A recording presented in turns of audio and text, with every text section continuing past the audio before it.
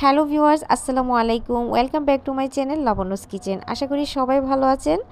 তো আজকে একটা সুন্দর রেসিপি নিয়ে আপনাদের মধ্যে হাজির হয়ে গেলাম। আর আজকে রেসিপিটি হচ্ছে আলুর চপ। আর এত সুন্দর একটা আলুর চপ যদি বাসার মধ্যে তৈরি করতে পারেন তাহলে দোকান থেকে কেন কিনে আনবেন।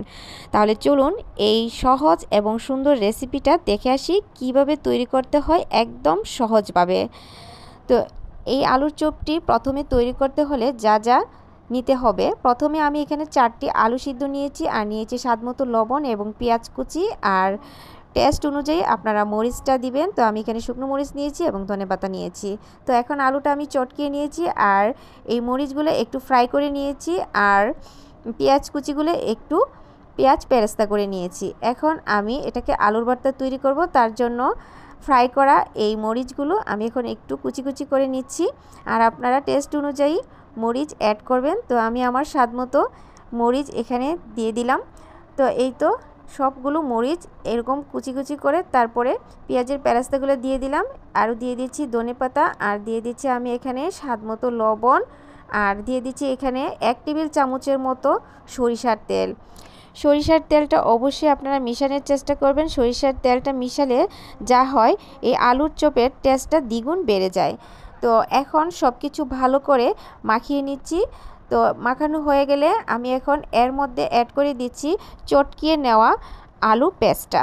তো আলুটা এখন এর মধ্যে দিয়ে ভালো করে মেখে আলুর ভর্তা করে নেব। আমরা কিন্তু আলুর ভর্তা ঠিক এভাবে করেই খাই। তো এটা দিয়ে আজকে আলুর চপ তৈরি করে নেব। তো দেখুন এইভাবে ভালো করে ম্যাশ করে এখন একটা সাইডে রেখে দিচ্ছি। এখন একটা আলুর চপ তৈরি করার জন্য একটা ব্যাটার মিক্স তৈরি করতে হবে। তার জন্য আমি এরকম একটা মিক্সিং বলে 1 কাপ বেসন নিয়ে নিচ্ছি আর অবশ্যই বেসনটা চেলে দিবেন। তো এর মধ্যে এখানে 1/4 চা চামচ লবণ মিশিয়ে দিচ্ছি আর দিয়ে দিচ্ছি 1/2 চা চামচের মতো রসুন বাটা আর 1/2 চা চামচ আদা বাটা আর দিয়ে দিচ্ছি এখানে আরও 1/4 চা চামচের মতো হলুদের রং আর দিয়ে দিচ্ছি এখানে লাল মরিচের গুঁড়ো 1/2 চা চামচ থেকে একটু কম 1/4 চা চামচ।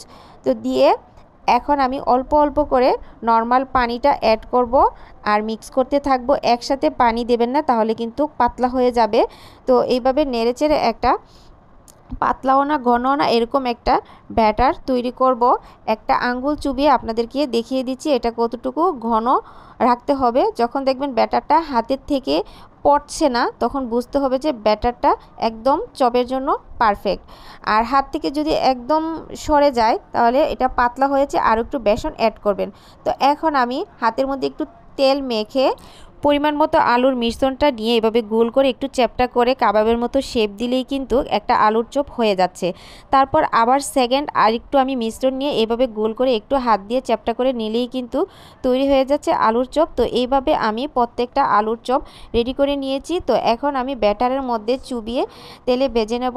তো এর মধ্যে আমি তেলটা গরম করে নিয়েছি। তো তেলটা গরম হলে চুলার আঁচটা মিডিয়াম হিটে রেখে প্রত্যেকটা আলুর চপ আমি ভেজে নেব। আপনারা চাইলে এই আলুর চপগুলা ডিপ ফ্রিজ করেও আপনারা সংরক্ষণ করে রাখতে পারেন এই রমজান মাসে। তো আপনারা 2 ঘন্টা ডিপ ফ্রিজ করে তারপরে আপনারা এগুলো একটু আলাদা আলাদা করে একটা বক্সের মধ্যে ঢুকিয়ে রাখতে পারেন। আর যখন আপনারা ভেজে নেবেন 1 ঘন্টা আগে ফ্রিজ থেকে বের করে তারপর আপনারা এরকম ব্যাটারের মধ্যে চুবিয়ে আলুর চপ রেডি করতে পারেন। আমি যে কয়টা আলুর চপ তৈরি করেছি এর মধ্যে থেকে কয়েকটা ডিপ ফ্রিজ করে সংরক্ষণ করে রেখেছি। আর এর মধ্যে দেখুন আমি এই কয়েকটা আলুর চপ আজকে ভেজে নিচ্ছি। তো আমার এই আলুর চপগুলো প্রতি ব্যাচে বাছতে সময় লাগবে মাত্র 5 থেকে 6 মিনিট। তো কত সহজে আলুর চপ বাসার মধ্যে তৈরি করা যায়। এই ধরনের চপগুলো কিন্তু খেতে ভীষণ মজা লাগে আর সসের সাথে কিন্তু অসাধারণ লাগে খেতে। আর এবারের ইফতারের মধ্যে কিন্তু চনা বুটের সাথে মুড়ির সাথে এই চপগুলো কিন্তু ভীষণ কাজে লাগে। তো আর এই সসটা আমার নিজের হাতে তৈরি। আপনারা চাইলে ডেসক্রিপশন বক্সে দেখতে পারেন, আমি এর লিঙ্কটা দিয়ে রাখবো। তো ভিডিওটি ভালো লাগলে শেয়ার করবেন, সাবস্ক্রাইব করবেন। আল্লাহ হাফিজ, আসসালামু আলাইকুম।